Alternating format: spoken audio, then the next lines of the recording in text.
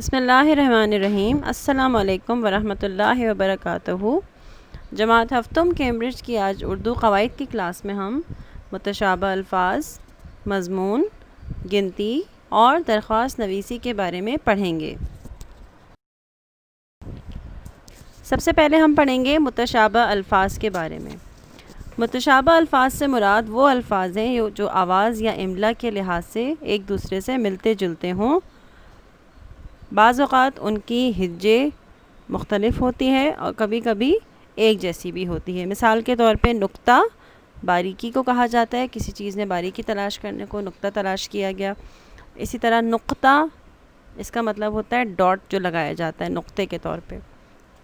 اگلا لفظ ہے بار اور بار، دونوں کا الفاظ، تلفظ اور دونوں کی ہجے بھی ایک جیسی ہے، لیکن ان دونوں کے معنی مختلف ہیں۔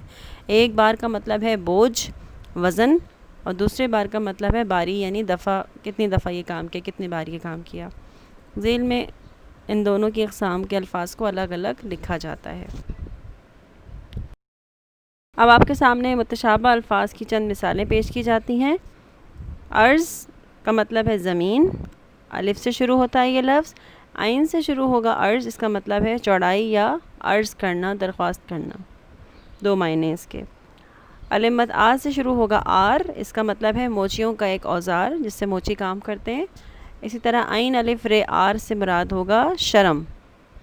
آم الف مد آ سے شروع ہوگا، اس کا مطلب ایک مشہور پھل کا نام ہے آم، اور عین سے شروع ہوگا، اس کا مطلب ہے بالکل ایک عام کامن چیز۔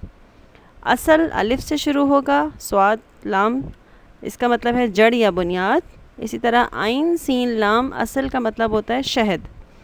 عمارت جو الف سے شروع ہوگا، اس کا مطلب امیری یا دولت مندی ہوتی ہے۔ عمارت جو عین سے شروع ہو، اس کا مطلب مکان یا مسکن یا بلڈنگ کے طور پہ جو عام طور پہ کہا جاتا ہے۔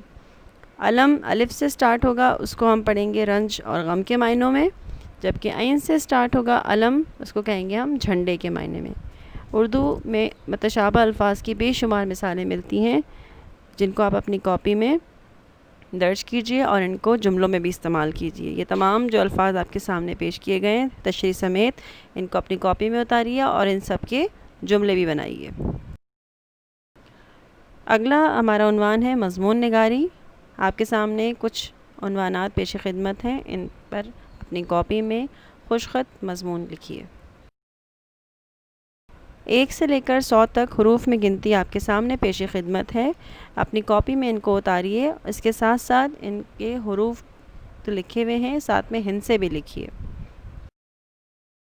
اب ہم آتے ہیں درخواست نویسی کی جانب۔ درخواست اصل میں وہ خط ہے جو ایک طالب علم، سرکاری یا غیر سرکاری ملازم یا ایک عام شہری اپنے کسی پرنسپل، افسر یا اعلیٰ عہدیدار کے پاس بھیجتا ہے۔ پہلی سطر یعنی لائن میں افسر یا عہدیدار یا پرنسپل کے القاب لکھے جاتے ہیں۔ دوسری سطر کے درمیان میں جناب، جناب عالی یا جناب والا کے الفاظ لکھنے چاہیے، ادب اور احترام کے ساتھ مخاطب کیا جانا چاہیے۔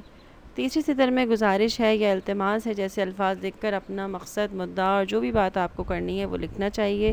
آپ جو بات کرنا چاہتے ہیں نفس مضمون یعنی بالکل صاف اور واضح ہونا چاہیے، دو ٹوک ہونا چاہیے، اور خاتمے پر درخواست گزار یا العارض جیسے الفاظ لکھ کر اپنا مکمل نام، پتہ اور تاریخ لکھنی چاہیے۔ یہ درخواست نویسی کے چند اصول ہیں جو ہمیشہ درخواست لکھتے وقت آپ یاد رکھیے گا، انشاءاللہ آپ کو آسانی ہوگی۔